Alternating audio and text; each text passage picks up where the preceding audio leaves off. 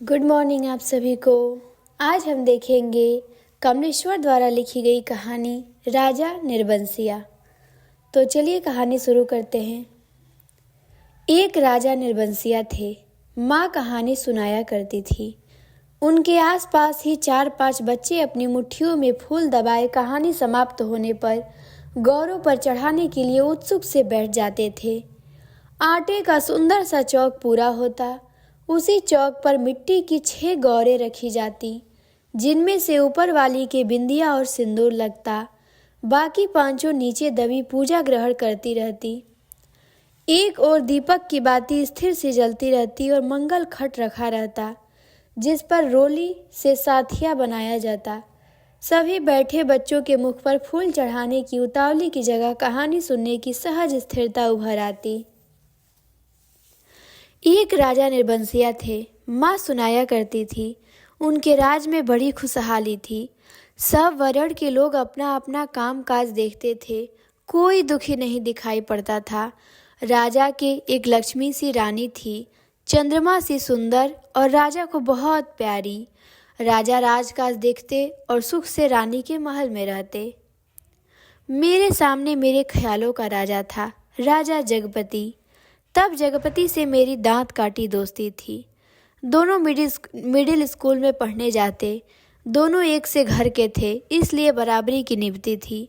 मैं matric pass करके एक स्कूल में नौकर हो गया और जगपति कस्बे के ही वकील के यहाँ मुहर्रिर हो गया। जिस साल जगपति मुहर्रिर हुआ, उसी वर्ष पास के गांव में उसकी शादी हुई। पर ऐसी हुई कि लोगों ने तमाशा बना देना चाहा। लड़की वालों का कुछ विश्वास था कि शादी के बाद लड़की की विदा नहीं होगी, ब्याह हो जाएगा और 7वीं भावर तब पड़ेगी जब पहली विदा की शायद होगी और तभी लड़की अपनी ससुराल जाएगी। जगपति की पत्नी थोड़ी बहुत पढ़ी लिखी थी, पर घर की लीक को कौन मेटे। बारात बिना बहू के वापस आ गई और लड़के वालों ने तय कर लिया कि अब जगपति की शादी कहीं और कर दी जाएगी, चाहे कानी लूली से हो, पर वह लड़की इस घर में नहीं आएगी। लेकिन साल खत्म होते होते सब ठीक ठाक हो गया। लड़की वालों ने माफ़ी मांग ली और जगपति की पत्नी वापस अपने ससुराल आ गई। जगपति को जैसे सब कुछ मिल गया और सास ने बहू की बलाइयाँ लेकर घर की चाबियाँ सौंप दी। गृहस्थी का ढंग बार समझा दिया। जगपति की माँ ने न जाने कब से आस लगाए बैठी थी। उन्होंने आराम की सांस ली। पूजा पाठ में समय कटने लगा उनका। दोपहरिया दूसरों के घरों के आंगन में बीतने लगा। पर सास को रोग था उन्हें, सो एक दिन उन्होंने अपनी अंतिम घड़ियां गिनते हुए चंदा को पास बुलाकर समझाया था, बेटा, जगपति बड़े लाड़ प्यार का पला है। जब से तुम्हारे ससुर नहीं रहे तब से इसके छोटे छोटे हठ को पूरा करती हूँ। अब तुम ध्यान रखना। फिर रुककर उन्होंने कहा था, जगपति किसी लायक हुआ है तो रिश्तेदारों की आंखों में करकने लगा है। तुम्हारे बाप ने ब्याह के वक्त नादानी की जो तुम्हें विदा नहीं किया। मेरे दुश्मन देवर जेठों को मौका मिल गया, तुम्हार खड़ा कर दिया कि अब विदा करवाना ना कटवाना है। जगपति का ब्याह क्या हुआ, उन लोगों की छाती पर सांप लौट गया। सोचा घर की इज्जत रखने की आड़ लेकर रंग में भंग कर दे। अब बेटा, इस घर की लाज तुम्हारी लाज है। आज को तुम्हारे ससुर होते तो भला। ये कहते कहते माँ की आंखों में आंसू आ गए और वे जगपति की देखभाल उसे सौंपकर सदा के लिए मौन हो गई थी। एक अरमान उनके साथ ही चला गया कि जगपति की संतान को 4 बरस इंतजार करने के बाद भी वे गोद में न खिला पाई। और चंदा ने मन में सब्र कर लिया था, यही सोचकर कि कुल देवता का अंश तो उसे जीवन भर पूजने को मिल गया था। घर में चारों तरफ जैसे उदारता बिखरी रहती, अपनापा बरसता रहता। उसे लगता जैसे घर की अंधेरी एकांत कोठरियों में यह शांत शीतलता है जो उसे भरमा लेती है। घर की सब कुंडलियों की खनक उसके कानों में बस गई थी। हर दरवाजे की चरमराहट पहचान गई थी। एक रोज राजा आखेट को गए। माँ सुनाती थी। देखिए, इसमें 2 कहानी एक साथ चलती हैं। एक तो बीच बीच में आता है माँ सुनाती थी, और एक जगपति चंदा की कहानी है। तो ये मेन कहानी है, बीच बीच में ये आता रहेगा कि माँ सुनाया करती थी। तो देखिए, एक रोज राजा आखेट को गए। माँ सुनाती थी। राजा आखेट को जाते थे तो 7वें रोज जरूर महल में लौट आते थे। पर उस दफा जब गए तो 7वां दिन निकल गया पर राजा नहीं लौटे। रानी को बड़ी चिंता हुई। रानी एक मंत्री को साथ लेकर खोज में निकली। अब देखिए जगपति की कहानी आ गई। और इसी बीच जगपति को रिश्तेदारी की एक शादी में जाना पड़ा। उसके दूर रिश्ते के भाई दयाराम की शादी थी। कहा गया था कि 10वें दिन जरूर वापस आ जाएगा, पर छठे दिन ही खबर मिली कि बारात घर लौटने पर दयाराम के घर डाका पड़ गया। किसी मुखबिर ने सारी खबरें पहुंचा दी थी कि लड़की वालों ने दयाराम का घर सोने चांदी से पाट दिया है। आखिर पुश्तैनी जमींदार की इकलौती लड़की थी। घर आए मेहमान लगभग विदा हो चुके थे। दूसरे रोज जगपति भी चलने वाला था, पर उसी रात डाका पड़ा। जवान आदमी भला खून मानता है। डाके वालों ने जब बंदूकें चलाई तो फिर सबकी घिघी बंद गई, पर जगपति और दयाराम ने छाती ठोक कर लाठियां उठा ली। घर में कोहराम मच गया। फिर सन्नाटा छा गया। डाके वाले बराबर गोलियां दाग रहे थे। बाहर का दरवाजा टूट चुका था, पर जगपति ने हिम्मत बढ़ाते हुए हाँक लगाई। ये हवाई बंदूकें इन ठेल पिलाई लाठियों का मुकाबला नहीं कर पाएंगी जवानों। पर दरवाजे तड़ तड़ टूटते रहे और अंत में एक गोली जगपति की जांघ को पार करती हुई निकल गई। दूसरी उसकी जांघ के ऊपर कूल्हे में समा कर रह गई। चंदा रोती करपती और मनौतियाँ मनाती जब वहां पहुंची तो जगपति अस्पताल में था। दयाराम को थोड़ी चोट आई थी। उसे अस्पताल से छुट्टी मिल गई थी। जगपति की देखभाल के लिए वहीं अस्पताल में मरीजों के रिश्तेदारों के लिए जो कोठरियां बनी थी, उन्हीं में चंदा को रुकना पड़ा। कस्बे के अस्पताल से दयाराम का गांव 4 कोस पड़ता था। दूसरे तीसरे वहां से आदमी आते जाते रहते। जिस सामान की जरूरत होती पहुंचा जाते। पर धीरे धीरे उन लोगों ने भी खबर लेना छोड़ दिया। एक दिन में ठीक होने वाला घाव तो था नहीं। जांघ की हड्डी चढ़क गई थी और कूल्हे में ऑपरेशन से 6 इंच गहरा घाव था। कस्बे का अस्पताल था। कंपाउंडर ही मरीजों की देखभाल रखते थे। बड़ा डॉक्टर तो नाम के लिए था। यह कस्बे के बड़े आदमियों के लिए, छोटे लोगों के लिए तो कंपाउंडर साहब ही ईश्वर के अवतार थे। मरीजों की देखभाल करने वाले रिश्तेदारों की खाने पीने की मुश्किलों से लेकर मरीज की नब्ज तक संभालते थे। छोटी सी इमारत में अस्पताल आबाद था। रोगियों को सिर्फ 6-7 खाटें थी। मरीजों के कमरे से लगा दवा बनाने का कमरा था। उसी में एक और एक आराम कुर्सी थी और नीचे एक मेज। उसी कुर्सी पर बड़ा डॉक्टर आकर कभी कभार बैठता था, नहीं तो बच्चन सिंह कंपाउंडर ही जमे रहते थे। अस्पताल में या तो फौजदारी के शहीद आते या गिरा गिरा के हाथ पैर तोड़ लेने वाले एक आध लोग आते। छठे छमास कोई औरत दिख गई तो दिख गई, जैसे उन्हें कभी कोई रोग घेरता ही नहीं था। कभी कोई बीमार पड़ती तो घर वाले हाल बता के 8-10 रोज की दवाई एक साथ ले जाते, फिर उसके जीने मरने की खबर तक न मिलती। उसी दिन बच्चन सिंह जगपति के घाव की पट्टी बदलने आया। उसके आने में और पट्टी खोलने में कुछ ऐसी लापरवाही थी जैसे गलत बधी पगड़ी को ठीक से बांधने के लिए खोल रहा हो। चंदा उसकी कुर्सी के पास ही सांस रोके खड़ी थी। वह और रोगियों से बात करता जा रहा था। इधर मिनट भर को देखता, फिर जैसे अभ्यस्त से उसके हाथ अपना काम करने लगते। पट्टी एक जगह खून से चिपक गई थी। जगपति बुरी तरह कराह उठा। चंदा के मुंह से चीख निकल गई। बच्चन सिंह ने सतर्क होकर देखा तो चंदा मुख में धोती का पल्ला खोसे अपनी भयातुर आवाज दबाने की चेष्टा कर रही थी। जगपति एक बार की मछली सा तड़प कर रह गया। बच्चन सिंह की उंगलियां थोड़ी सी थरथराई कि उसकी बाह पर टप से चंदा का आंसू चू पड़ा। बच्चन सिंह सिहर सा गया और उसके हाथों की अभ्यस्त ठुराई को जैसे किसी मानवीय कोमलता ने धीरे से छू दिया। यही कथन पूछता है कि किस कहानी से है। बच्चन सिंह सिहर सा गया, तो जब उसके हाथ पे चंदा के आंसू के बूंद गिरते हैं तो बच्चन सिंह सिहर सा गया और उसके हाथों की अभ्यस्त निठुराई को जैसे किसी मानवीय कोमलता ने धीरे से छू दिया। आहो कराहो दर्द भरी चीखों और चटकते शरीर के जिस वातावरण में रहते हुए भी वह बिल्कुल अलग रहता था। फोड़ों को पके आम सा दबा देता था, खाल को आलू सा छील देता था। उसके मन से जिस दर्द का एहसास उठ गया था वह उसे आज फिर हुआ और वह बच्चे की तरह फूंक फूंक कर पट्टी को नम करके खोलने लगा। चंदा की ओर धीरे से निगाह उठाकर देखते हुए फुसफुसाया, च रोगी की हिम्मत टूट जाती है ऐसे। पर जैसे यह कहते कहते उसका मन खुद अपनी बात से उचंट गया। यह बेपरवाही तो चीख और कराहो की एक रास्ता से उसे मिली थी, रोगी की हिम्मत बढ़ाने की कर्तव्य निष्ठा से नहीं। जब तक वह घाव की मरहम पट्टी करता रहा तब तक किन्हीं 2 आंखों की करुणा उसे घेरे रही और हाथ धोते समय वह चंदा की उन चूड़ियों से भरी कलाइयों को बेझिझक देखता रहा जो अपनी खुशी उससे मांग रही थी। चंदा पानी डालती जा रही थी और बच्चन सिंह हाथ धोते धोते उसकी कलाइयों, हथेलियों और पैरों को देखता जा रहा था। दवा खाने की ओर जाते हुए उसने चंदा के के इशारे से बुलाकर कहा, दिल छोटा मत करना, जांग का घाव तो 10 रोज में भर जाएगा, कूल्हे का घाव कुछ दिन जरूर समय लेगा।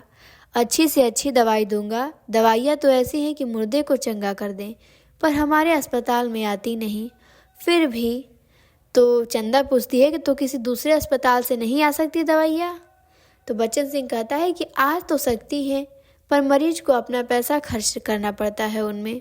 चंदा चुप रह गई तो बच्चन सिंह के मुंह से अनायास ही निकल पड़ा, किसी चीज़ की ज़रूरत हो तो तुम मुझे बताना, रही दवाइयाँ सो कहीं न कहीं से इंतजाम करके ला दूंगा।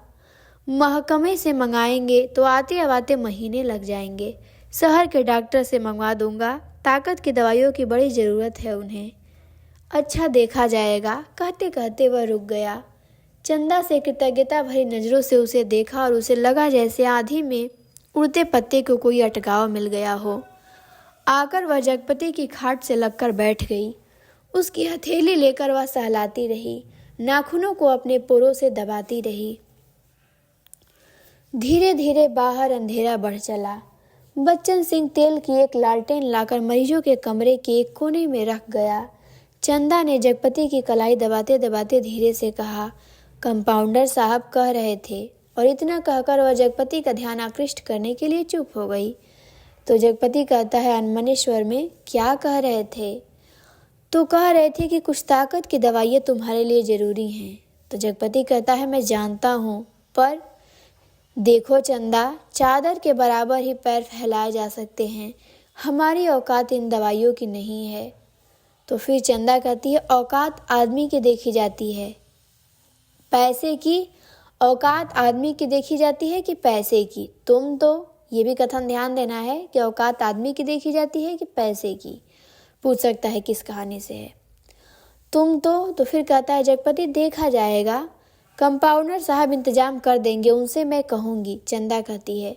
जगपति कहता है नहीं चंदा, उधार खाते से मेरा इलाज नहीं होगा, चाहे एक के बदले 4 दिन लग जाए। इसमें तो तुम नहीं जानती, कर्ज कोढ़ का रोग होता है, एक बार से तन तो गलता ही है, मन भी रोगी हो जाता है। ये भी कथन ध्यान देना है कि कर्ज कोढ़ का रोग होता है, एक बार लगने से तन तो गलता है, मन भी रोगी हो जाता है। लेकिन कहते कहते वह रुक गई। जगपति अपनी बात की टेक रखने के लिए दूसरी ओर मुंह घुमाकर लेटा रहा और तीसरे रोज जगपति के सिरहाने कई ताकत की दवाइयाँ रखी थी और चंदा की ठहरने वाली कोठरी में उसके लेटने के लिए एक खाट भी पहुंच गई थी। चंदा जब आई तो जगपति के चेहरे पर मानसिक पीड़ा की असंख्य रेखाएं उभरी थी, जैसे वह अपनी बीमारी से लड़ने के अलावा स्वयं अपनी आत्मा से भी लड़ रहा हो, चंदा की नादारी और स्नेह से भी उलझ रहा हो और सबसे ऊपर सहायता करने वाले की दया से जूझ रहा हो। चंदा ने देखा तो यह सब सह ना पाई। उसके जी में आया कि कह दे, क्या आज तक तुमने कभी किसी से उधार पैसे नहीं लिए?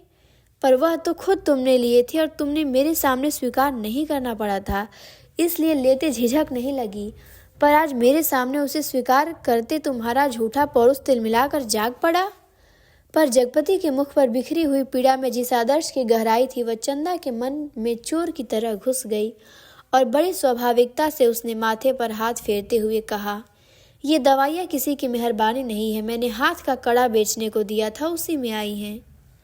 तो जगपति कहता है मुझसे पूछा तक नहीं और बेच दिया कड़ा, और खुद मन की कमजोरी को दबा गया।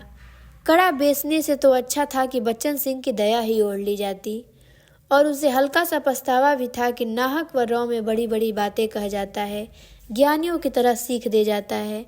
और जब चंदा अंधेरा होते उठकर अपनी कोठरी में सोने के लिए जाने को हुई तो कहते कहते यह बात दबा गई कि बच्चन सिंह ने उसके लिए एक खाट का इंतजाम भी कर दिया है।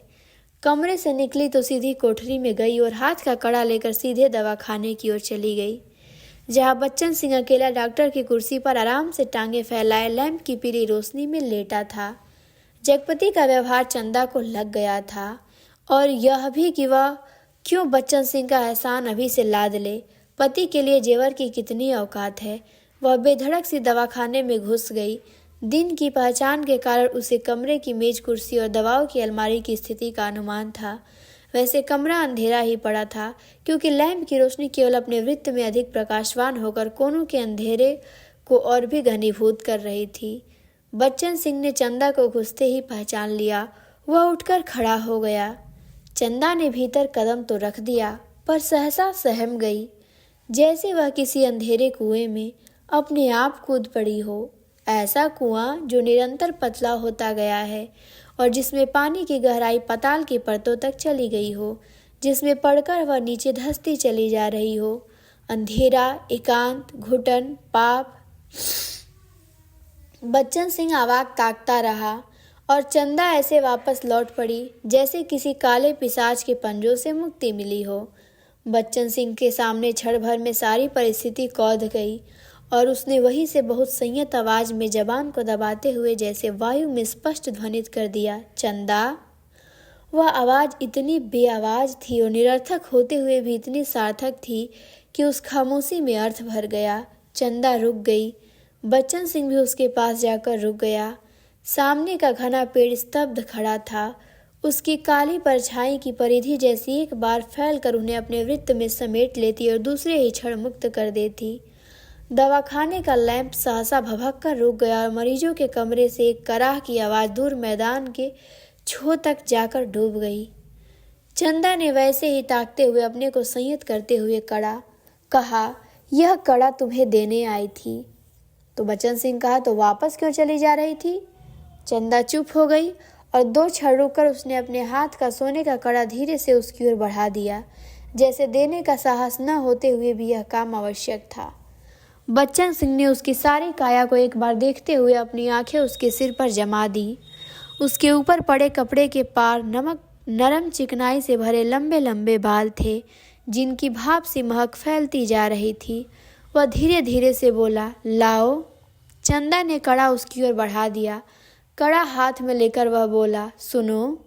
चंदा ने प्रश्न भरी नजरें उसकी ओर उठा दी। उनमें झांकते हुए अपने हाथ से उसकी कलाई पकड़ते हुए उसने वह कड़ा उसकी कलाई में पहना दिया। चंदा चुपचाप कोठरी की ओर चल दी और बच्चन सिंह दवाखाने की ओर। कालिख बुरी तरह बढ़ गई थी और सामने खड़े पेड़ की काली परछाई गहरी पड़ गई थी। दोनों लौट आए थे, पर जैसे उस कालिख में कुछ रह गया था, छूट गया था। दवाखाने का लैंप जो जलते जलते एक बार भभका था, उसमें तेल न रह जाने के कारण बत्ती की लौ बीच से फट गई थी। उसके ऊपर धुएं की लकीरें बल खाती सांप की तरह अंधेरे में विलीन हो जाती थी। सुबह जब चंदा जगपति के पास पहुंची और बिस्तर ठीक करने लगी तो जगपति को लगा कि चंदा बहुत उदास थी।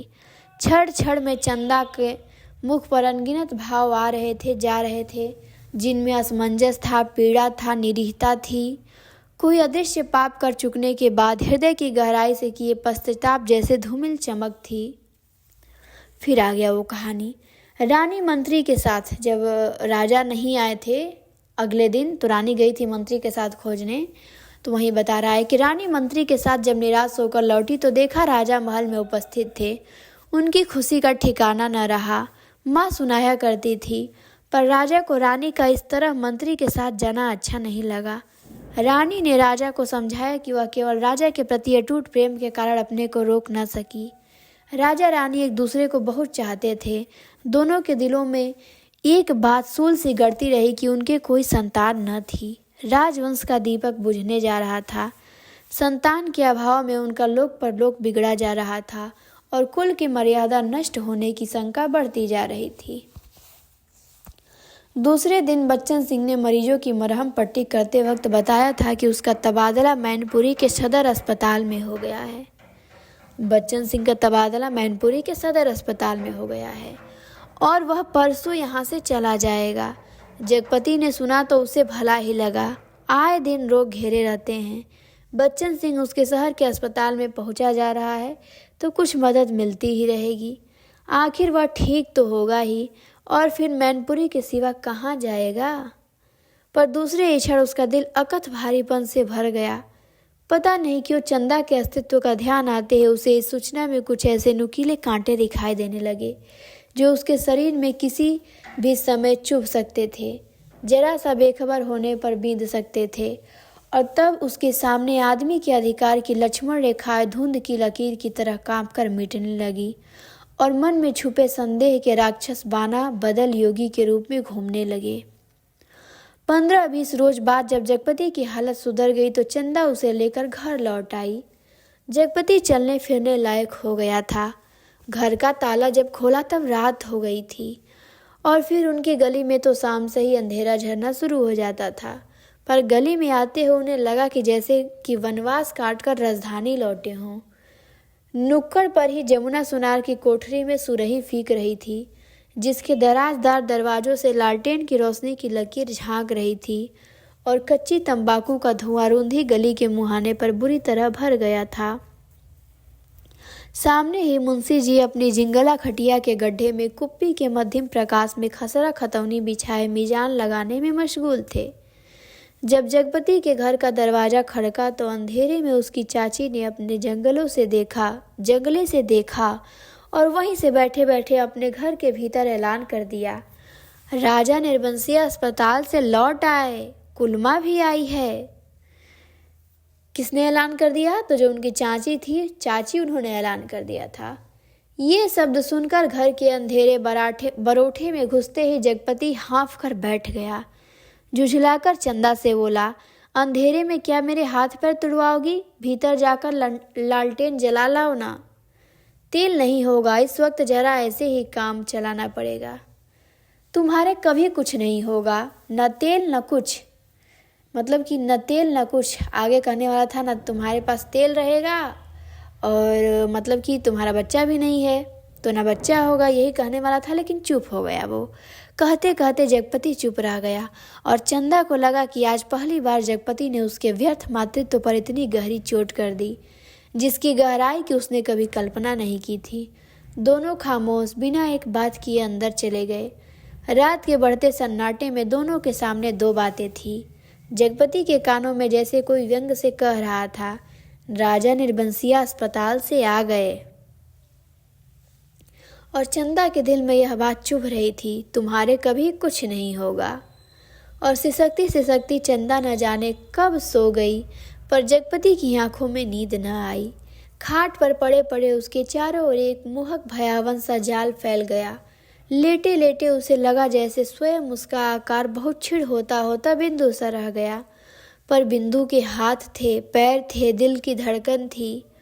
कोठरी का घुटा घुटा सा अंधियारा, मटमैली दीवारें और गहन गुफाओं सी अलमारियां, जिनमें से बार बार झांक कर देखता वह सिहर उठता था। फिर जैसे सब कुछ तब्दील हो गया हो, उसे लगा कि उसका आकार बढ़ता जा रहा है, बढ़ता जा रहा है। वह मनुष्य हुआ, लंबा तगड़ा तंदुरुस्त पुरुष हुआ। उसकी सिराओं में कुछ फूट पड़ने के लिए व्याकुलता से खौल उठा। उसके हाथ शरीर के अनुपात से बहुत बड़े, डरावने और भयानक हो गए। उनके लंबे लंबे नाखून निकल आए। वह राक्षस हुआ, दैत्य हुआ, आदिम, बर्बर ... और बड़ी तेजी से सारा कमरा एक बारगी चक्कर काट गया। फिर सब धीरे धीरे स्थिर होने लगा। उसकी सांसें ठीक होती जान पड़ी। फिर जैसे बहुत कोशिश करने पर घिघी बच जाने के बाद उसकी आवाज़ फूटी, चंदा। चंदा की नरम सांसों की हल्की सरसराहट कमरे में जान डालने लगी। जगपति अपनी पार्टी का सहारा लेकर झुका। कांपते पैर उसने जमीन पर रखे और चंदा की खाट के पाए से सिर टिकाकर बैठ गया। उसे लगा जैसे चंदा की इन सांसों की आवाज में जीवन का संगीत गूंज रहा है। वह उठा और चंदा के मुख पर झुक गया। उस अंधेरे में आंखें गड़ाए गड़ाए जैसे बहुत देर बाद स्वयं चंदा के मुख पर आभा फूटकर अपने आप बिखेरने लगी। उसके नक्श उज्जवल हो उठे और जगपति की आंखों को ज्योति मिल गई। वह मुग्ध सा ताकता रहा।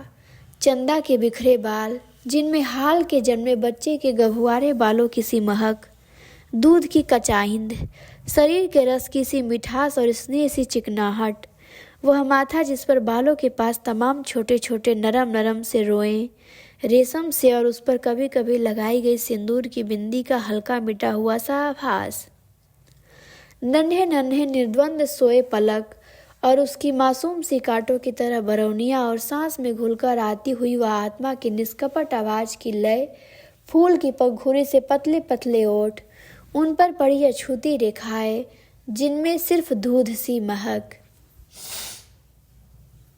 उसकी आंखों के सामने ममता सी छा गई, केवल ममता, और उसके मुख से अस्फुट शब्द निकल गया, बच्ची। डरते डरते उसके बालों की एक लट को बड़े जतन से उसने हथेली पर रखा और उंगली से उस पर जैसे लकीरें खींचने लगा। उसे लगा जैसे कोई शिशु उसके अंक में आने के लिए छटपटाकर निराश होकर सो गया हो। उसने दोनों हथेलियों को पसारकर उसके सिर को अपनी सीमा में भर लेना चाहा कि कोई कठोर चीज उसकी उंगलियों से टकराई। वह जैसे होश में आया। बड़े सहारे से उसने चंदा के सिर को नीचे टटोला। एक रुमाल में बंधा कुछ उसके हाथ में आ गया। अपने को संयत करता वहीं जमीन पर बैठ गया। उसी अंधेरे में उस रुमाल को खोला तो जैसे सांप सूंघ गया। चंदा के हाथों के दोनों सोने के कड़े उस रुमाल में लिपटे थे और तब उसके सामने सृष्टि धीरे धीरे टुकड़े टुकड़े होकर बिखरने लगी। ये कड़े तो चंदा बेचकर उसका इलाज कर रही थी। वे सब दवाइयाँ और ताकत के टानिक। उसने तो कहा था कि ये दवाइयाँ किसी की मेहरबानी नहीं है, मैंने हाथ के कड़े बेचने को दिए थे। पर उसका गला बुरी तरह सूखने लगा, जबान जैसे तालू से चिपक कर रह गई। उसने चाहा कि चंदा को झकझोक कर उठाए, पर शरीर की शक्ति बह सी गई थी, रक्त पानी हो गया था। थोड़ा संयत हुआ, उसने वह कड़े उसी रुमाल में लपेटकर उसकी खाट के कोने पर रख दिए और बड़ी मुश्किल से अपनी खाट की पाटी पकड़कर लुढ़क गया। चंदा झूठ बोली मुझसे, पर क्यों? कड़े आज तक छुपाई रही। उसने इतना बड़ा दुराव क्यों किया? आखिर क्यों? किस लिए? और जगपति का दिल भारी हो गया। उसे फिर लगा कि उसका शरीर सिमटता जा रहा है और वह एक सीख का ढांचा रह गया, नितांत हल्का हल्का तिनके से, हवा में उड़कर भटकने वाले तिनके सा। उस रात के बाद रोज जगपति सोचता रहा कि चंदे से कड़े मांगकर बेच ले और कोई छोटा मोटा कारोबार ही शुरू कर दे, क्योंकि नौकरी छूट चुकी थी। इतने दिन की गैरहाजिरी के बाद वकील साहब ने दूसरा मुहर्रिर रख लिया था। वह रोज यही सोचता, पर चंदा सामने आती तो न जाने कैसी असहाय सी उसकी अवस्था हो जाती। उसे लगता जैसे कड़े मांग कर वह चंदा से पत्नीत्व का भी पद छीन लेगा। मातृत्व तो भगवान ने ही छीन लिया है उससे। वह सोचता, आखिर चंदा क्या रह जाएगी? एक स्त्री से यदि पत्नीत्व और मातृत्व छीन लिया गया तो उसके जीवन की सार्थकता ही क्या? चंदा के साथ वह अन्याय कैसे करे? उससे दूसरी आंख की रोशनी कैसे मांग ले? फिर वह नितांत अंधी हो जाएगी और उन कड़ों को मांगने के पीछे जिस इतिहास की आत्मा नंगी हो जाएगी, कैसे वह उस लज्जा को स्वयं ही उधार कर ढांपेगा? और वही उन्हीं ख्यालों में डूबा सुबह से शाम तक इधर उधर काम की टोह में घूमता रहा। किसी से उधार ले ले, पर किस संपत्ति पर? क्या है उसके पास जिसके आधार पे कोई उसे कुछ देगा? और मोहल्ले के लोग जो एक एक पाई पर जान देते हैं, कोई चीज़ खरीदते वक्त भाव में एक पैसा कम मिलने पर मीलों पैदल जाकर एक एक पैसा बचाते हैं। एक सौदा घर लाते हैं, गली में कोई खोजने वाला फंस गया तो 2 पैसे की चीज़ को लड़ झगड़ कर 4 दाने ज़्यादा पाने की नीयत से 2 जगह बदलवाते हैं। भाव के जरा से फर्क पर घंटों बहस करते हैं। शाम को सड़ी गली तरकारियों को विफायत के कारण लाते हैं। ऐसे लोगों से किस मुंह से चंदा मांगकर वह उनकी गरीबी के एहसास पर ठोकर लगाए? पर उस दिन शाम को जब घर पहुंचा तो बरोठे में ही एक साइकिल रखी नजर आई। दिमाग पर बहुत जोर डालने के बाद ठिठक गया। उस हंसी में एक अजीब सा उन्माद था। और उसके बाद चंदा का स्वर, अब आते ही होंगे, बैठिए ना 2 मिनट और, अपनी आंख से देख लीजिए उन्हें और उन्हें समझाते जाइए कि अभी तंदुरुस्ती इस लायक नहीं जो दिन दिन भर घूमना बर्दाश्त कर सके। तो जगपति कहता है, हाँ भाई, कमजोरी इतनी जल्दी नहीं मिट सकती, ख्याल नहीं रखेंगे तो नुकसान उठाएंगे। कोई पुरुष सा स्वर था यह। जगपति असमंजस में पड़ गया। वह एकदम भीतर घुस जाए इसमें क्या हर्ज है? पर जब उसने पैर उठाए तो वे बाहर जा रहे थे। बाहर बरोठे में साइकिल को पकड़ते ही उसे सूझ आई। वहीं से जैसे अनजान बनता बड़े प्रयत्न से आवाज को खोलता चिल्लाया, अरे चंदा, यह साइकिल किसकी है? कौन मेहरबान? चंदा उसकी आवाज सुनकर कमरे से बाहर निकलकर खुशखबरी सुना रही थी। अपने कंपाउंडर साहब आए हैं, खोजते खोजते आज घर का पता पाए हैं, तुम्हारे इंतजार में बैठे हैं। कौन? बच्चन सिंह?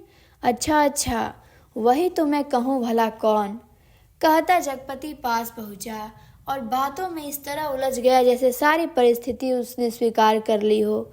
बच्चन सिंह जब फिर आने की बात कहकर चल गया तो चंदा ने बहुत अपनेपन से जगपति के सामने बातें शुरू कर दी, जैसे कैसे जाने कैसे कैसे आदमी होते हैं। तो क्यों, क्या हुआ, कैसे होते हैं आदमी? जगपति ने पूछा। तो फिर चंदा कहती है, इतनी छोटी जान पहचान में तुम मर्दों के घर में न रहते घुसकर बैठ सकते हो, तुम तो उल्टे पैर लौट आओगे। चंदा कहकर जगपति के मुख पर कुछ इच्छित प्रक्रिया देख सकने के लिए गहरी निगाहों से ताकने लगी।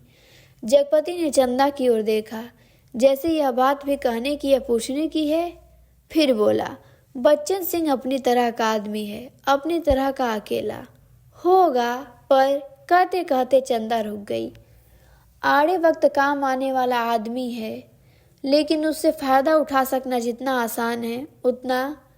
फिर कहता है, मेरा मतलब है कि जिससे कुछ लिया जाएगा उसे दिया भी जाएगा। जगपति ने आंखें दीवार पर गड़ाते हुए कहा और चंदा उठकर चली गई। उस दिन के बाद जगपति लगभग रोज ही आने जाने लगा। जगपति उसके साथ इधर उधर घूमता भी रहता। बच्चन सिंह के साथ जब तक वह रहता अजीब सी घुटन उसके दिल को बांध लेती और तभी जीवन की तमाम विषमताएं उसकी निगाहों के सामने आने लगती। वह भूखों नहीं मर रहा है, जाड़े में कांप नहीं रहा है, पर उसके 2 हाथ 2 पैर 2 शरीर का पिंजरा है। जो कुछ मानता है कुछ और वह सोचता है यह कुछ क्या है, शायद हाँ शायद नहीं। वह तो दुख में भी जी सकने का आदी है, अभावों में जीत रह सकने वाला आश्चर्यजनक कीड़ा है। तो फिर वासना, शायद हाँ शायद नहीं। चंदा का शरीर लेकर उसने क्षणिकता को भी देखा है। तो फिर धन, शायद हाँ शायद नहीं। वह कुछ क्या है जो उसकी आत्मा में नासूर सा निरसता रहता है, अपना उपचार मांगता है। शायद काम, हाँ यही, बिल्कुल यही, जो उसके जीवन की घड़ियों को निपट सुना ना छोड़े, जिसमें वह अपनी शक्ति लगा सके, अपना मन डुबा सके, अपने को सार्थक अनुभव कर सके। चाहे उसमें सुख हो या दुख, अरुच्छा हो या सुरक्षा, शोषण हो या पोषण, उससे फर्क सिर्फ काम चाहिए। करने के लिए कुछ तो चाहिए ही, यही तो प्रकृति की आवश्यकता है। पहली और आखिरी मांग है कि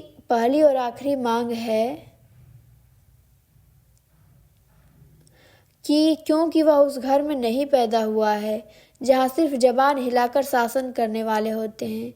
वह उस घर में भी नहीं पैदा हुआ है जहाँ सिर्फ मांग कर जीने वाले होते हैं। वह उस घर में पैदा हुआ है जो सिर्फ काम करने वाले होते हैं, जहाँ पे सिर्फ काम करने वाले ही पैदा होते हैं। ठीक, और काम ही जिसकी आस है, सिर्फ काम चाहता है, काम। तो जगपति क्या चाहता है? काम करना चाहता है कि मेरी नौकरी कहीं ना कहीं लग जाए। ये तो बहुत असहायता का अनुभव करता है वो। तो बहुत ही अच्छी कहानी है, अभी और आगे पढ़ेंगे। तो चलिए आगे पढ़ते हैं। और एक दिन उसके काम धाम की समस्या भी हल हो गई। तालाब वाले ऊंचे मैदान के दक्षिण ओर जगपति की लकड़ी की टाल खुल गई। बोर्ड तक टंग गया। टाल की जमीन पर लक्ष्मी पूजन भी हो गया और हवन भी हुआ। लकड़ी को कोई कमी नहीं थी। गांव से आने वाली गाड़ियों को इस कारोबार में पैर हुए आदमियों की मदद से मोल तोल करवा के वहां गिरवा दिया गया। गांठें एक और रखी हैं।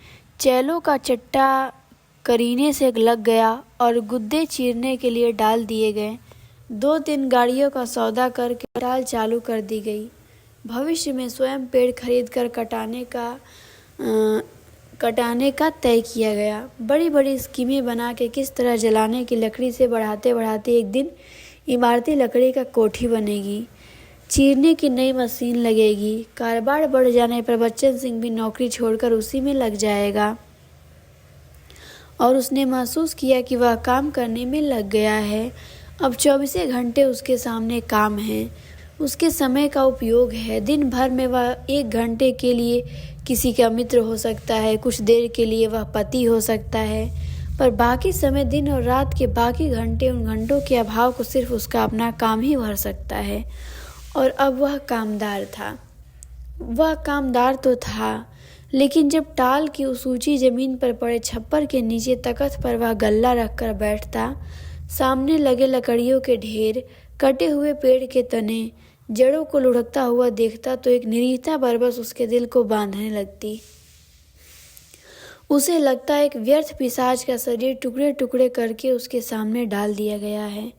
फिर इन पर कुल्हाड़ी चलेगी और इनके रेसे रेसे अलग हो जाएंगे, और तब इनकी ठठरियों को सुखाकर किसी पैसे वाले के हाथ तक पर तौलकर बेच दिया जाएगा।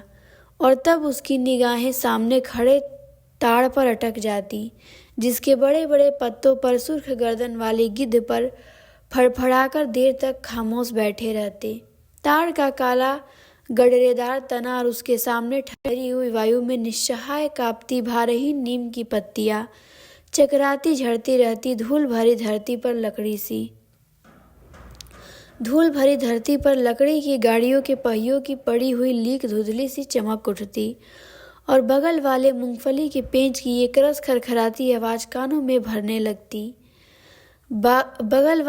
बगल वाली कच्ची पगडंडी से कोई गुजर कर टीले के ढलान से तालाब की निचाई में उतर जाता, जिसके गंदले पानी में कूड़ा तैरता रहता, और सुअर कीचड़ में मुंह डालकर उस कूड़े को रौदते दोपहर सिमटती और शाम की धुंध छाने लगती। तो वह लालटेन जलाकर छप्पर के खंभे की कील में टांग देता, और उसके थोड़े ही देर बाद अस्पताल वाली सड़क से बच्चन सिंह एक काले धब्बे की तरह आता दिखाई पड़ता। गहरे पड़ते अंधेरे में उसका आकार धीरे धीरे बढ़ता जाता, और जगपति के सामने वह आकार खड़ा होता तो वह उसे बहुत विशाल लगने लगता, जिसके सामने उसे अपना अस्तित्व डूबता महसूस होता। एक आध बिक्री की बातें होती, और तब दोनों घर की ओर चल देते। घर पहुंचकर बच्चन सिंह कुछ देर जरूर रुकता, बैठता, इधर उधर की बातें करता। कभी मौका पड़ जाता तो जगपति और बच्चन सिंह की थाली भी साथ लग जाती। चंदा सामने बैठकर दोनों को खिलाती। बच्चन सिंह बोलता, क्या तरकारी बनी है, मसाला ऐसा पड़ा है कि उसकी भी बहार है, और तरकारी का स्वाद भी न मरा। होटलों में तो मसाला ही मसाला रहता है, या सिर्फ तरकारी ही तरकारी। वाह वाह, क्या बात है। पर चंदा बीच बीच में टोक कर बोलती जाती, इन्हें तो जब तक दाल में प्याज का भुना घी न मिले तब तक पेट ही नहीं भरता। या सिरका अगर इन्हें मिल जाए तो समझो सब कुछ मिल गया। पहले मुझे सिरका न जाने कैसा लगता था, पर अब ऐसे जबान पर चढ़ा है कि या इन्हें कागज सी पतली रोटी पसंद ही नहीं आती। अब मुझसे कोई पतली सी रोटी बनाने को कहे तो बनती ही नहीं, आदत पड़ गई है, और फिर मन ही नहीं करता बनाने का। चंदा की आंखें बच्चन सिंह की थाली पर ही जमी रहती। रोटी निबटी तो दूसरी परोस देती थी, दाल खत्म भी नहीं हो तो दूसरी दाल दे देती थी, और जगपति सिर झुकाए चुपचाप खाता रहता। सिर्फ एक गिलास पानी मांगता, और चंदा चौंक कर पानी देने से पहले कहती, अरे तुमने तो कुछ लिया भी नहीं। कहते कहते वह पानी दे देती। तब उसके दिल पर गहरी सी चोट लगती। न जाने क्यों वह खामोशी की चोट उसे बड़ी पीड़ा दे जाती, और वह अपने को समझा लेती, कोई मेहमान तो नहीं है, मांग सकते हैं, भूख नहीं होगी इसीलिए नहीं मांगे होंगे। जगपति खाना खाकर टाल पर लेटने चला जाता, क्योंकि अभी तक कोई चौकीदार नहीं मिला था। छप्पर के नीचे तख्त पर जब वह लेटता तो अनायास ही उसका दिल भर भर आता। पता नहीं कौन कौन सा दर्द एक दूसरे से मिलकर तरह तरह की टीस, चटक और ऐंठन पैदा करने लगते। कोई एक रग दुखती तो वह सहला भी लेता। जब सभी नसें चटकती हो तो कहाँ कहाँ राहत का अकेला हाथ सहलाए। लेटे लेटे उसकी निगाह ताड़ की उस ओर बुनी पुख्ता कब्र पर जम जाती, जिसके सिराहने कटीला बबूल का एकाकी पेड़ शून्य सा खड़ा रहता, जिस कब्र पर एक पर्दानशीन औरत बड़े लिहाज से आकर सवेरे सवेरे बेला और चमेली के फूल चढ़ा जाती, घूम घूम कर उसके फेरे लेती और माथा टेक कर कुछ कदम उदास उदास सी चलकर एकदम तेजी से मुड़कर बिसातियों के मोहल्ले में खो जाती। शाम होते फिर आती, एक दिया बाती और अगरबत्तियाँ जलाती, फिर मुड़ते हुए ओढ़नी का पल्ला कंधों पर डालती तो दिए की लौ कांपती, कभी काँप कर बुझ जाती, पर उसके कदम बढ़ चुके होते, पहले धीमे थके उदास से और फिर तेज सधे सामान्य से, और वह फिर उसी मोहल्ले में खो जाती। और तब तक रात की तन्हाइयों में बबूल के कांटों के बीच उस समय साया साया करते ऊंचे नीचे मैदानों में जैसे उस कब्र से कोई रूह निकलकर निपट अकेली भटकती रहती। तभी ताड़ पर बैठे सुर्ख गर्दन वाले गिद्ध मनहूस सी आवाज में किलकिबिला उठते और ताड़ के पत्ते भयानकता से खड़बड़ा उठते। जगपति का बदन कांप जाता और वह भटकती रूह जिंदा रह सकने के लिए जैसे कब्र की ईंटों में बबूल के साया तले दुबक जाती। जगपति अपनी टांगों को पेट से भींचकर कंबल से मुंह छुपा औधा लेटा जाता। तड़के ही ठेके पर लगे लकड़हारे लकड़ी चीरने आ जाते। तब जगपति कंबल लपेट घर की ओर चला जाता। रोज रोज सवेरे टहलने जाते थे, माँ सुनाया करती थी। फिर आ गई वो कहानी, माँ सुनाया करती थी। एक दिन जैसे ही महल के बाहर निकल कर आए कि सड़क पर झाड़ू लगाने वाली मेहतरानी उन्हें देखते ही अपना झाड़ू पंजा पटक कर माथा पीटने लगी और कहने लगी, हाय हाय राम, राजा निर्बंसिया का मुंह देखा है, न जाने रोटी भी नसीब होगी कि नहीं, न जाने कौन सी विपत टूट पड़े। राजा निर्बंसिया को इतना दुख हुआ कि उल्टे पैरों महल को लौट गए। मंत्री को हुक्म दिया कि उस मेहतरानी का घर नाज से भर दे और सब राजश्री वस्त्र उतार राजा उसी क्षण जंगल की ओर चले गए। उस रात रानी को सपना हुआ कि कल की रात तेरी मनोकामना पूरी होने वाली है। रानी बहुत पछता रही थी, पर फौरन ही रानी राजा को खोजती खोजती उस सराय में पहुंच गई जहां वह टीके थे। रानी भेष बदलकर सेवा करने वाली भटियारिन बनकर राजा के पास रात में पहुंची। रात भर उनके साथ रही और सुबह राजा के जगने से पहले सराय छोड़ महल में लौट गई। राजा सुबह उठकर दूसरे देश की ओर चल गए। 2 ही दिनों में राजा के निकल जाने की खबर राज भर में फैल गई। राजा निकल गए, चारों तरफ यह खबर थी, और उस दिन टोले मोहल्ले के हर आंगन में बरसात के मेघ की तरह यह खबर बरसकर फैल गई कि चंदा के बाल बच्चा होने वाला है। अब चंदा की बात आ गई कि चंदा का भी बाल बच्चा होने वाला था। ये खबर पूरे मोहल्ले में फैल गई। नुक्कड़ पर जमुना सुनार की कोठरी में फिकती सुरही रुक गई। मुंशी जी ने अपना मिजाना लगाना छोड़ विस्फारित नेत्रों से ताककर खबर सुनी। बंसी किराने वाले ने कुएं में से आधी गई रस्सी खींची। डोल मन पर पटककर सुना। सुदर्शन दर्जी के मशीन पहिए की हथेली से रगड़कर रोककर सुना। हंसराज पंजाबी ने अपनी नील लगी मलगुजी कमीज की आस्तीन चढ़ाते हुए सुना। और जगपति की बेवा चाची ने औरतों के जमघट में बड़े विश्वास पर भेद भरे स्वर में सुनाया। सब लोग अपना काम रोक कर ये सुनने लगे कि चंदा को बाल बच्चा होने वाला है। ठीक, तो अब देखिए चाची क्या कहती है। आज 6 साल हो गए शादी को, न बाल न बच्चा, न जाने किसका पाप है उसके पेट में और किसका होगा सिवाय उस मुस्टंडे कंपाउंडर के। न जाने कहां से कुलच्छनी इस मोहल्ले में आ गई। इस गली की तो पुश्तों से ऐसी मर्जाद रही है कि गैर मर्द औरत की परछाई तक नहीं देख पाए।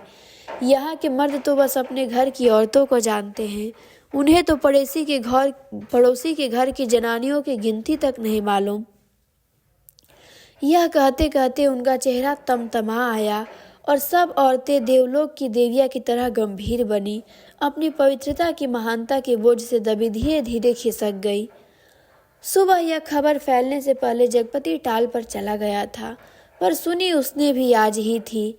दिन भर वह तख्त पर कोने की ओर मुंह किए पड़ा रहा, न ठेके की लकड़ियाँ चिराई, न बिक्री की ओर ध्यान दिया, न दोपहर का खाना खाने ही घर गया। जब रात अच्छी तरह फैल गई, वह हिंसक पशु की भांति उठा। उसने अपनी उंगलियां चटकाई, मुट्ठी बांधकर बाह को जोर देखा तो नसें तनी और बाह में कठोर कंपन सा हुआ। उसने 3-4 पूरी सांसें खींची और मजबूत कदमों से घर की ओर चल पड़ा। मैदान खत्म हुआ, कंकड़ की सड़क आई, सड़क खत्म हुई, गली आई, पर गली के अंधेरे में घुसते वह सहम गया, जैसे किसी अदृश्य हाथों से उसे पकड़कर सारा रक्त निचोड़ लिया गया। उसकी फटी हुई शक्ति की नस पर हिम शीतल होठ रखकर सारा रस चूस लिया गया है और गली के अंधेरे की हिकारत भरी कालिख और भी भारी हो गई, जिसमें घुसने से उसकी सांस रुक जाएगी और घुट जाएगी।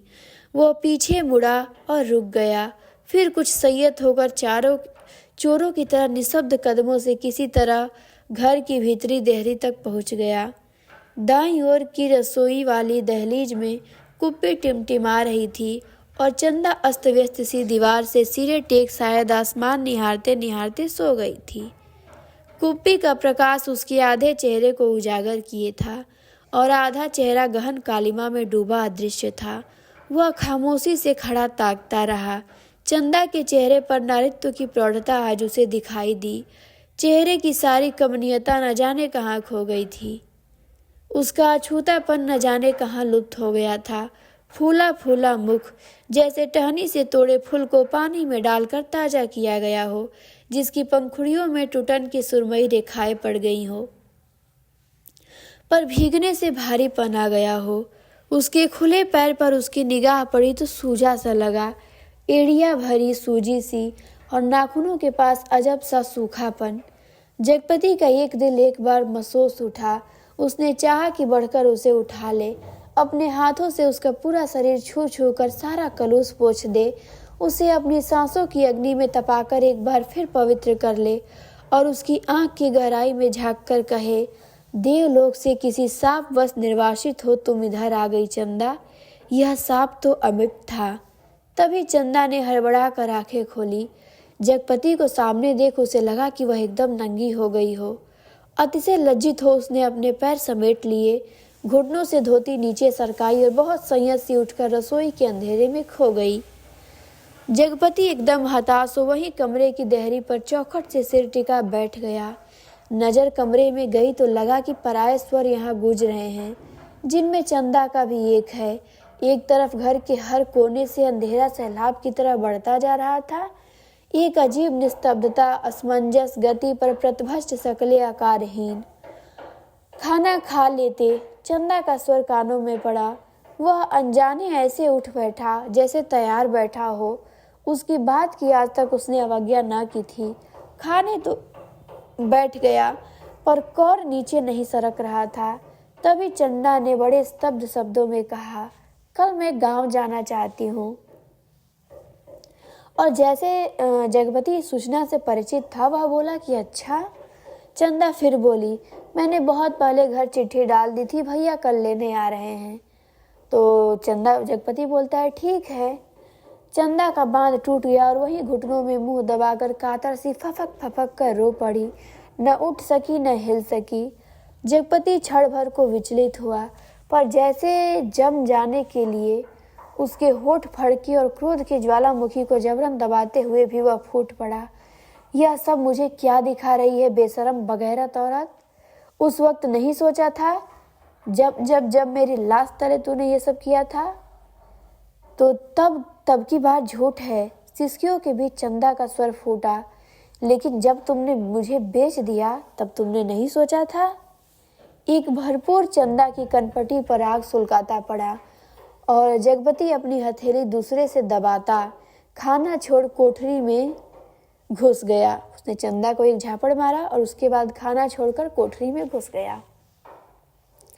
रात भर कुंडी चढ़ा उसी कालिख में घुटता रहा। दूसरे दिन चंदा घर छोड़ अपने गांव चली गई। जगपति पूरा दिन और रात टाल पर ही काट देता, उसी वीराने में, तालाब के बगल कब्र बबूल और ताड़ के पड़ोस में। पर मन मुर्दा हो गया था उसका। जबरदस्ती वह अपने को वहीं रोके रहता।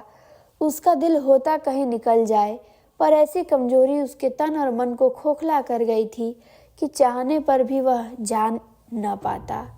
हिकारत भरी नजरें सहता, पर वहीं पड़ा रहता। काफी दिनों बाद जब नहीं रह गया तो एक दिन जगपति घर पर ताला लगा नजदीक के गांव में लकड़ी काटने चला गया।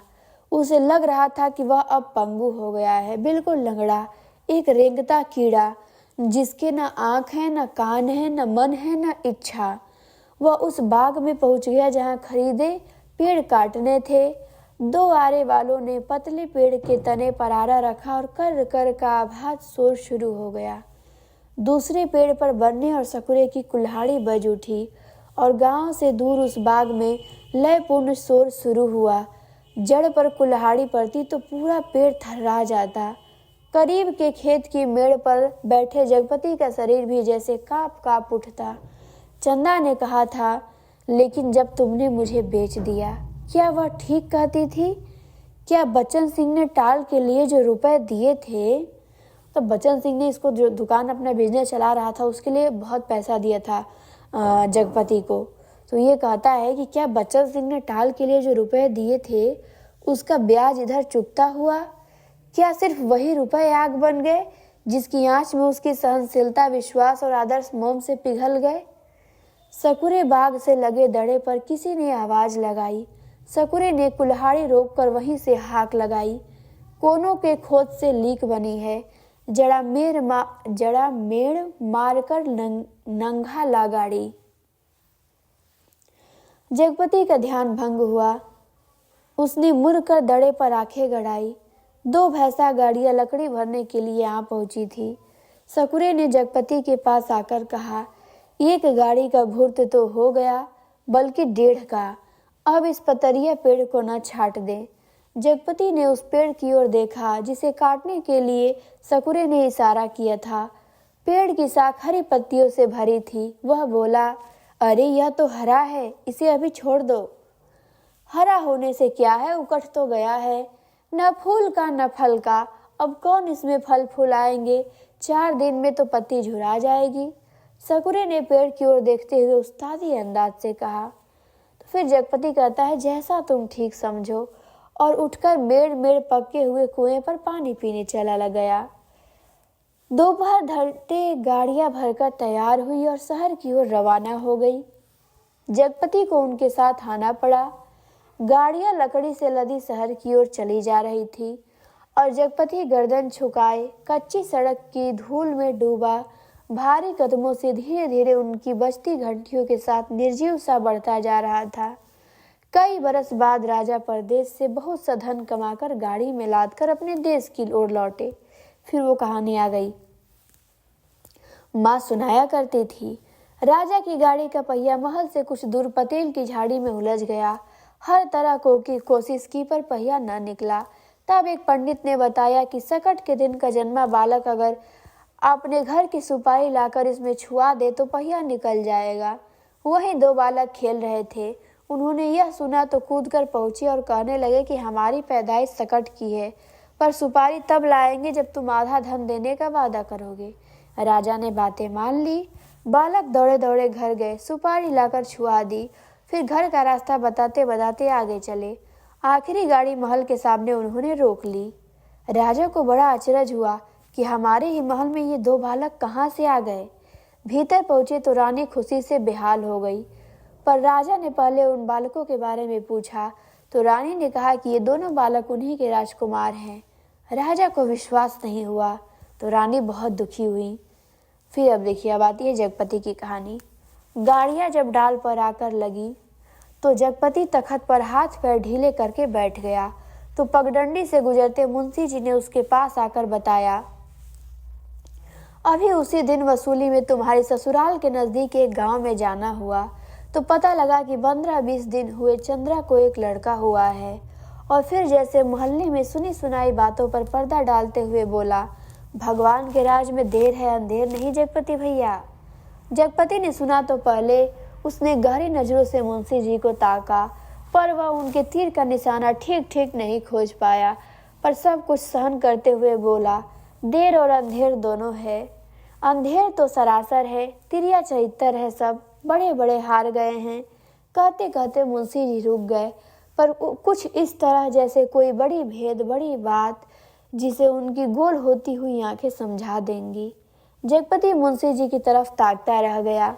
मिनट भर मनहूस सा मौन छाया रहा। उसे तोड़ते हुए मुंशी जी बड़ी दर्द भरी आवाज में बोले, सुन तो लिया होगा तुमने? तो जगपति कहता है, क्या?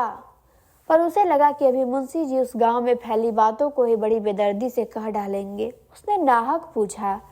तभी मुंशी जी ने उसकी नाक के पास मुंह ले जाते हुए कहा, चंदा दूसरे के घर बैठ रही है, कोई मदन सूदन है वहीं का, पर बच्चा दीवार बन गया है। चाहते तो वो यही है कि मर जाए तो रास्ता खुले, पर राम जी की मर्जी। सुना है बच्चा रहते भी वह चंदा को बैठाने को तैयार है। जगपति की सांस गले में अटक कर रह गई। बस आंखें मुंशी जी के चेहरे पर पथराई सी जड़ी थी। मुंशी जी बोले, अदालत से बच्चा तुम्हें मिल सकता है, अब काहे को शर्म लिहाज? अपना कहकर किस मुंह से मांगू बाबा? हर तरफ से कर्ज से दबा हूँ, तन से, मन से, पैसे से, इज्जत से। किसके बल पर दुनिया सजोने की कोशिश करूं? कहते कहते वह अपने में खो गया। मुंशी जी वहीं बैठ गए। जब रात झुक आई तो जगपति के साथ ही मुंशी जी भी उठे। उसके कंधे पर हाथ रखे वे उसे गली तक लाए। अपनी कोठरी आने पर पीठ सहलाकर उन्होंने उसे छोड़ दिया। वह गर्दन झुकाए गली के अंधेरे में उन्हीं ख्यालों में डूबा ऐसे चलता आया जैसे कुछ हुआ ही ना हो। पर कुछ ऐसा बोझ था जो न सोचने देता और न समझने। जब चाची की बैठक के पास से गुजरने लगा तो सहसा उसके कानों में भनक पड़ी, आ गए सत्यानाशी कुलबोरन। उसने जरा नजर उठाकर देखा तो गली की चाची भौजैया बैठक में जमा थी और चंदा की चर्चा छिड़ी थी, पर वह चुपचाप निकल गया। इतने दिनों बाद ताला खोला और बरोठे के अंधेरे में कुछ सूझ न पड़ा तो एकाएक वह रात उसकी आंखों के सामने घूम गई जब वह अस्पताल से चंदा के साथ लौटा था। बेवा चाची का वह जहरबूझ तीर, आ गए राजा निर्बंसिया अस्पताल से और आज सत्यानाशी कुलबोरन, और स्वयं उसका वह वाक्य जो चंदा को छेद गया था, तुम्हारे कभी कुछ न होगा। और उस रात की शिशु चंदा का लड़का हुआ है, वह कुछ और जानती, आदमी का बच्चा न जानती। वह और कुछ भी जानती, कंकड़ पत्थर, वह नारी न बनती, बच्ची ही बनी रहती। उस रात की शिशु चंदा, पर चंदा यह सब क्या करने जा रही है? उसके जीते जी वह दूसरों के घर बैठने जा रही है। कितने बड़े पाप में धकेल दिया चंदा को, पर उसे भी तो कुछ सोचना चाहिए। आखिर क्या? पर मेरे जीते जी तो यह सब अच्छा नहीं। वह इतनी घृणा बर्दाश्त करके भी जीने को तैयार है या मुझे जलाने को। वह मुझे नीच समझती है, कायर। नहीं तो एक बार खबर तो लेती, बच्चा हुआ तो पता लगता। पर नहीं, वह उसका कौन है? कोई भी नहीं। औलाद ही तो वह स्नेह की धुरी है जो आदमी औरत के पहियों को साध कर तन के दलदल से पार ले जाती है। नहीं तो हर औरत वेश्या है और हर आदमी वासना का कीड़ा। तो क्या चंदा औरत नहीं रही? वह जरूर औरत थी, पर स्वयं मैंने उसे नरक में डाल दिया। वह बच्चा मेरा कोई नहीं, पर चंदा तो मेरी है। एक बार उसे ले आता, फिर यहाँ रात के मोहक अंधेरे में उसके फूल से अधरों को देखता, निर्द्वंद सोई पलकों को निहारता, सांसों की दूध सी अछूती महक को समेट लेता। आज का अंधेरा घर में तेल भी नहीं जो दिया जला ले, फिर भी किसके लिए कौन जलाए? चंदा के लिए, पर उसे तो बेच दिया था। सिवा चंदा के कौन सी संपत्ति उसके पास थी जिसके आधार पे कोई कर्ज देता? कर्ज न मिलता तो यह सब कैसे चलता? काम पेड़ कहाँ से कटते? और तब सकूरे के वे शब्द उसके कानों में गूंज गए, हरा होने से क्या उकठ तो गया है। वह स्वयं भी तो एक उकठा हुआ पेड़ है, न फल का न फूल का, सब व्यर्थ ही तो है। जो कुछ सोचा उस पर कभी विश्वास न कर पाया। चंदा को चाहता रहा पर उसके दिल में चाहत न जगा पाया। उसे कहीं से एक पैसा मांगने पर डांटता रहा, पर खुद लेता रहा। और आज वह दूसरे के घर बैठ रही है, उसे छोड़कर वह अकेला है। हर तरफ बोझ है जिसमें उसकी नस नस कुचली जा रही है, रग रग फट गई है। और वह किसी तरह टटोल टटोल कर भीतर घर में पहुंचा। रानी अपने कुल देवता के मंदिर में पहुंची। माँ सुनाया करती थी, अपने सतीत्व को सिद्ध करने के लिए उन्होंने घोर तपस्या की। राजा देखते रहे। कुल देवता प्रसन्न हुए और उन्होंने अपनी दैवी शक्ति से दोनों बालकों को तत्काल जन्मे शिशुओं में बदल दिया। रानी की छातियों में दूध भर आया, उनमें से धार फूट पड़ी जो शिशुओं के मुंह में गिरने लगी। राजा को रानी के सतीत्व का सबूत मिल गया। उन्होंने रानी के चरण पकड़ लिए और कहा कि तुम देवी हो, ये मेरे पुत्र हैं। और उस दिन से राजा ने फिर से राजकाज संभाल लिया। पर उसी रात जगपति अपना सारा कारोबार त्याग अफीम और तेल पीकर मर गया, क्योंकि चंदा के पास कोई दैवी शक्ति नहीं थी और जगपति राजा नहीं था। बचन सिंह कंपाउंडर का कर्जदार था। तो जगपति क्या मर जाता है उसी रात। तो ये ध्यान देना है। राजा ने 2 बातें की, माँ सुनाती थी। एक तो रानी के नाम से उन्होंने बहुत बड़ा मंदिर बनवाया और दूसरे राज के नए सिक्कों पर बड़े राजकुमार का नाम खुदवाकर चालू किया, जिससे राज भर में अपने उत्तराधिकारी की खबर हो जाए। जगपति ने भी मरते वक्त 2 पर्चे छोड़े, एक चंदा के नाम, दूसरा कानून के नाम। चंदा को उसने लिखा था, चंदा मेरी अंतिम चाह यही है कि तुम बच्चे को लेकर चली आना। अभी 1-2 दिन मेरी लाश की दुर्गति होगी, तब तक तुम आ सकोगी। चंदा, आदमी को पाप नहीं पश्चाताप मारता है। मैं बहुत पहले मर चुका था। बच्चे को लेकर जरूर चली आना चंदा।